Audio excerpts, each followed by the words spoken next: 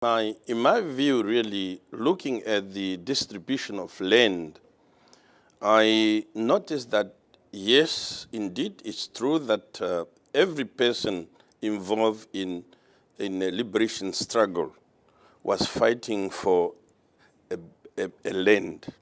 He was not only fighting for political achievement, but yes, indeed, you have to achieve political goal in order to proceed to economic goal.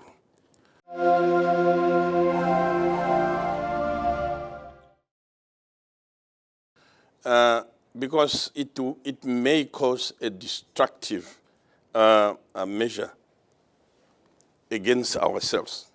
So therefore, we need to address it properly, analyze it first of all, and we address it.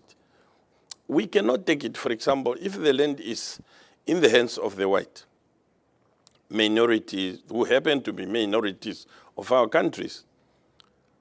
It depends how did they, of course, come to possess this land.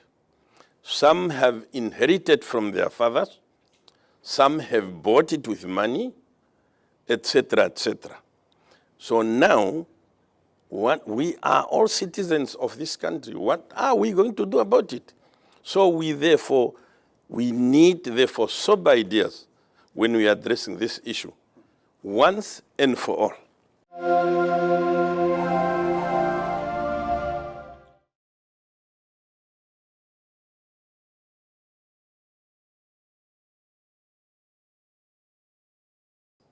Fidel has done his best to ensure that Namibia, first of all, is free, and that the democratic exercise has been brought about in South Africa, and eventually, of course, Zimbabwe. Had not been of Cuba and the Cuban forces, Fidel in particular as a commander-in-chief, Africa today, particularly Southern Africa, was going to present or to print completely a different picture altogether.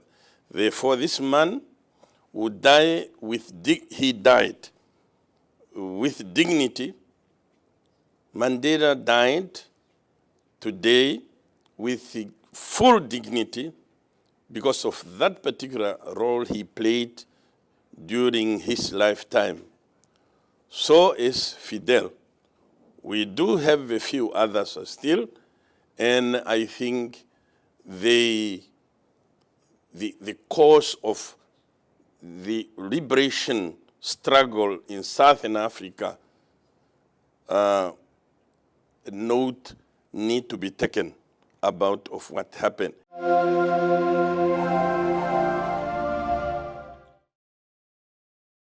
We are also honored as the Youth League in the Western Cape to have been invited to this particular program in a very historic community, the community of Bonteheuwel, a community that has produced many sons and daughters that were in the forefront of liberating this country from apartheid.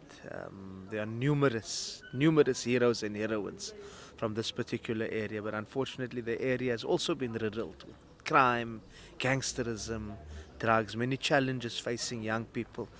But there's also a great sense of hope in the area. You find young people, so young people and the community at large have been making a call for government to come closer to the people and to talk about ways in which to find sustainable solutions to tackle crime, particularly crime facing young people.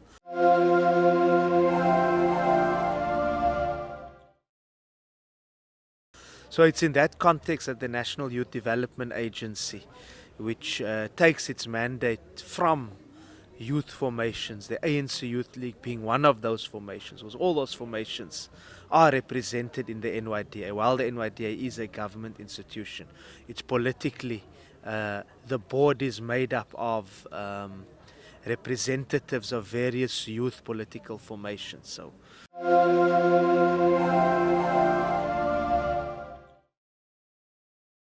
we are pleased in that sense, and we welcome the fact that the NYD has come here to the Western Cape and to Bonteheuwel in particular, because such programs are important. You know, it's very easy to say that no, we want the police to crack down on crime, we need more police, we need the military in our areas.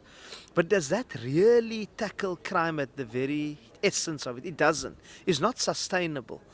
We need initiatives and programs in place that will actually take our young people off the streets, that will ensure that young people have alternatives. Because one of the main challenges we face is young people look up to gangsters and to the life of crime and gangsterism as an outlet. Gangsters are seen as role models. It gives them a sense of community. There's a lack of heroes. So we need alternatives. We also need, and I think that is why this program is particularly important, because it's speaking about the involvement of young people in crime fighting. Because you can't say that we want to get young people off the streets, we want young people not to be involved in crime, but you don't make them part and parcel of the solution.